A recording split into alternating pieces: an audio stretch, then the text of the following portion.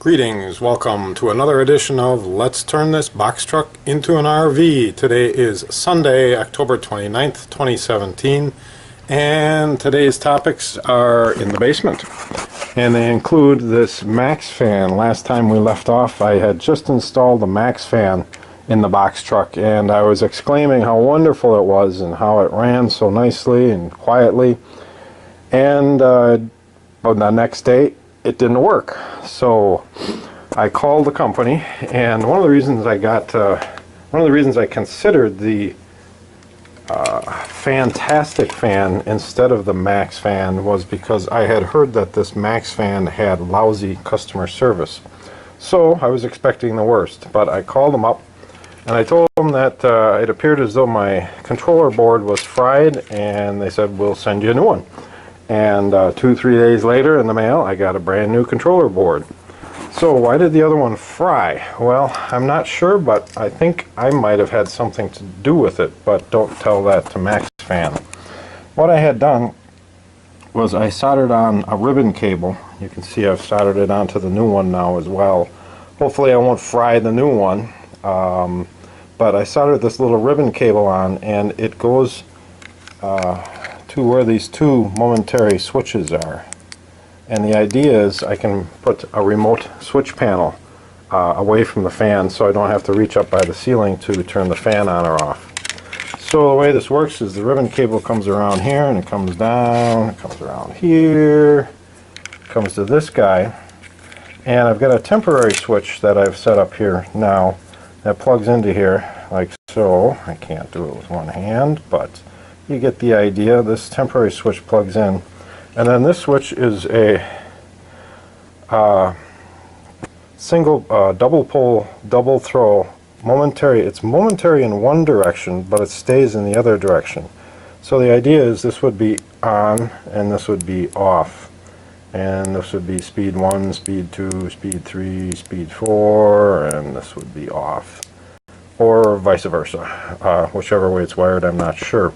Like I said, this is going to be a temporary switch, although the ribbon cable should be permanent, and it'll come down and I'll get a panel mount single pole double throw momentary contact switch so that I can more or less reproduce or emulate these two switches, the off switch and the fan on 1, 2, 3, 4 switch. So I don't know if my wiring here had anything to do with frying this board. I'm not sure why it would, but I'm taking a chance and I'm going to try it again. I did hook the new board up just to make sure it worked and plugged it into the motor, put some DC power on it, and it works just great before I put the ribbon cable on. Now with the ribbon cable and the switch, I haven't tested it yet, so we'll find out. Maybe later today. We're also going to talk about cabinetry. I've made a little progress, but still got a ways to go. So I'm working on 6 cabinets. This is the cabinet that goes above the sink. And I've recessed this shelf a little bit because the doors are going to have these latches. There's one sitting right here. It's going to have these mechanical latches that really lock in. And they come out, and then the door comes in, and I can't do it with one hand, pops it back in to lock the doors in place. But to do that, you need a little bit of a recess. So that's why I left this gap between the shelf and the rail. And you can see I finished this. I had a little scrap of black walnut, so I just put some black walnut on there. I left a little indentation here so that I can put some vinyl flooring or some type of sheet vinyl in here to protect the surface. Same thing down here. I've got a little bit of a gap. I can put some sheet vinyl in here.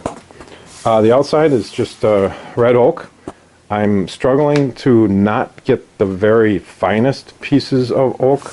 It's in my nature to cut out any bad stuff like this, and it's really hard for me to leave it in here. But you know, it adds so much character that I'm working on. I'm trying to get over my overly anal, get every piece of wood just right look. You know, and I've got lots of red oak, so it's easy for me to cut the bad stuff out. It's not like I have to worry too much about, well, you know, I'm going to run out of wood, because I do have fortunately quite a supply. Now this side of the cabinet, I'm going to finish with some of this 1/4 inch resawn oak, and this will simulate or be the same material then as what's on the walls, and I think that'll add a nice look. So I still need to finish this side up. I do have a coat or two of armor seal on here, that's why it looks like it's a little finished. So I'm not necessarily doing things in the right order. You also see I rounded this corner off, and I think this is going to add a little bit of warmth. And I'm going to use this round off as a bit of a grammar for the whole project. Maybe you've seen me do it before. Same thing over here, I rounded this side off. Now I didn't round off the bottom intentionally. I wanted that to just have a clean square look on the bottom. And this side is oak paneling. This side's not as showy. This side's by the bed. You don't see it too much, and in fact most of it's going to get covered up by the next cabinet that comes over the bed right here. So this is done. This is the refrigerator cabinet. Again, it's got a coat or two of armor seal on it, and again you can see how I rounded off the corner here. I rounded the inside corner where the refrigerator goes all the way around. I painted the inside. I gave it one coat of this primer, Bullseye 1, 2, 3 primer for all surfaces, and I gave it a top coat of semi-gloss black latex paint. Nothing special, just something I had left over. So I think that'll be just fine. Here too, this is a showy spot. I rounded this over. These two sides are kind of showy, and I kind of would like to have paneled them, but they're decent enough oak that I think I'm just going to leave them as they are and live with it. So this cabinet goes above the microwave oven, and this cabinet got a little bit complicated. If you remember right, the MAXXFAN is going to be right up here inside of this cabinet, so it's got to draw air from someplace. So I've got two vent holes, one here and one here. I've cut out some of this perforated steel that I found, and you can see that one panel fits in nicely right there, and you can see how this is, it's not going to stay there. This is cut out for the cabinet that comes out and extends out over the bed. Should hopefully fit in here just right. And you can see on this cabinet how I have taken that 1/4 inch oak paneling and glued and clamped some pieces on the side here. So this is probably a little more varnish. This is pretty well finished. I rounded the corner over. I'm going to put two doors on here. The doors are going to be bin doors so that you don't see the microwave oven when you walk into the RV. I don't really want to be greeted with a microwave oven. Over here, this vent really turned out nicely. If I can get another piece of steel here, hold my camera, you'll see how this is grooved out, notched, fits in there just right. So the air is going to get sucked in here, sucked out the roof, and provide a little circulation. You can also see I've got this side finished with the 1/4 inch oak. And again, so hard for me to leave knots and leave little imperfections and stains and holes in it, but I'm getting over it. The sink base, so you've seen this a few times already. It's got a little more varnish on it, and again I rounded these front corners off a little bit here, done a little sanding, patched up a little bit of a split I got going on there. I rounded this corner off, and then these are the two cabinets that go above the bed, one at the head side of the bed and one at the foot of the bed. Now on these, I didn't need to round this side off or this side because they get butted up against the back of the box truck and butted up against the other cabinetry. But the bottom side here I did round off because if you're in bed and you smack your head on this corner and it was square, it'd leave a pretty good gash. This way it'll hopefully just leave a small gash. Again, I've got some imperfections in here that I'm working on leaving. The doors, that's the next project. Hopefully I'm going to get to that today. I've started to cut out some of the rails and stiles for the doors. Some of this 2-inch oak is what I'm going to make it out of. So, you know, the doors will come in here and fit like this. It'll be a panel door with top and bottom rails and stiles.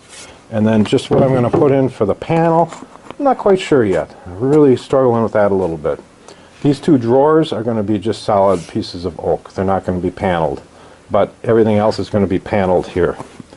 And for the doors, I've got a schedule put together here.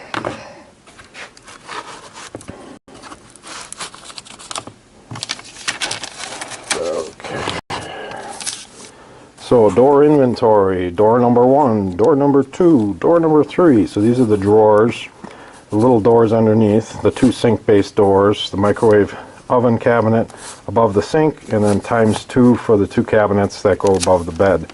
For a total of 6 cabinets and a total of 17 doors. So then I've taken each door and taken inventory of what lengths I need, so I can come up with a cut list here. I'll need 8 pieces 9 inches long, 28 pieces 13 inches long, 6 pieces 19 inches long, so on and so forth. So with this list, then I can get going and cut out my rails and stiles pretty efficiently. So again, I think that's today's project. I might do a little more sanding on these. I tell you, I'm anxious to get these cabinets out of my basement. They are big and bulky, and they're taking up all my precious workspace.